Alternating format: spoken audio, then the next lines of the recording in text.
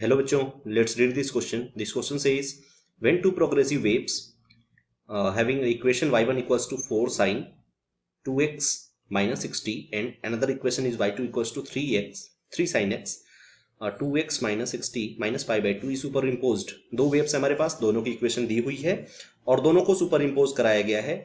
तो पूछ क्या रहा है कि the amplitude of the resultant wave, यानी कि जो नया वेव बनेगा उसका एम्पलीट्यूड पूछ रहा है. देखो बेटा, सबसे पहले इसमें समझते हैं की कॉन्सेप्ट, यानी की कॉन्सेप्ट क्या है, क्या कॉन्सेप्ट इसमें लगने वाला है, एंड देन हम इसको सॉल्व करेंगे. ठीक है, तो सबसे पहली चीज तो आपको लगने वाली है, आपको पता होना चाहिए equation of a wave, equation of, है ना, या फिर standard equation of a wave.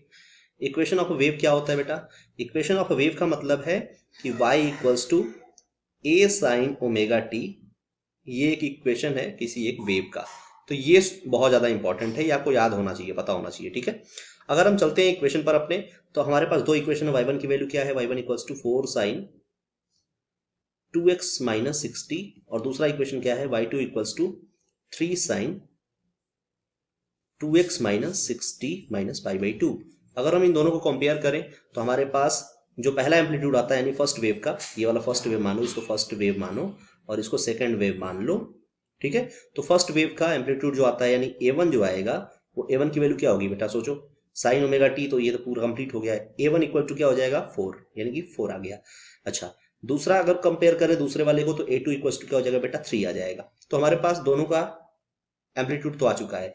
अब बारी आती है फेज डिफरेंस की. फेज डिफरेंस कितना है ना, फेज डिफरेंस की, क्योंकि आपको पता है कि रिजल्टेंट एम्पलीट्यूड निकालना है अगर, तो फेज डिफरेंस होना बहुत ज़्यादा इंपॉर्टेंट है. तो अगर फेज डिफरेंस को देखें तो फेज डिफरेंस किसका है? पहले वाले इक्वेशन के फेज डिफरेंस में से, वैल्यू में से, फेज में से दूसरे इक्वेशन को वैल्यू को सब्सट्रैक्ट कर देंगे, है ना, माइनस कर देंगे. तो क्या आ जाएगा आपके पास? 2x minus 60 minus 2x minus 60 minus pi by 2. अगर इसको सॉल्व करोगे बेटा तो 2x ये माइनस 2 से जाएगा और ये माइनस 60 जब ये मल्टीप्लाई होकर इसमें आएगा तो ये प्लस 60 बनेगा, ये से जाएगा, यानी वैल्यू क्या आएगी आपकी? पाई बाई 2, है ना. ये पाई बाई 2 आएगी, माइनस जब जाएगा मल्टीप्लाई होगा ना इस माइनस से, तो प्लस बन जाएगा ये. ठीक है, अच्छा, तो हमारे पास क्या मिल गया? a1 की वैल्यू मिल गई बेटा क्या? 4. a2 की वैल्यू मिल गई क्या? 3. और 5 मिल गया पाई बाई 2. ठीक है, अगर इक्वेशन हम लगाएं, है ना, तो हमारे पास अब अगला इक्वेशन जो है वेव के लिए वो क्या होता है? लिसन, अगर हमारे पास देखें इक्वेशन, तो जो नेट एम्पलीट्यूड निकल के आता है वो कैसे आता है? फॉर्मूला क्या है उसका? तो a1 square plus a2 square plus 2a1 a2 cos five. ठीक है, बट आपको तो पता है cos फाइव का मतलब क्या है? cos pi by 2, cos pi by 2, cos pi by 2 की वैल्यू 0 होती है, तो ये लास्ट वाला टर्म 0 हो जाएगा.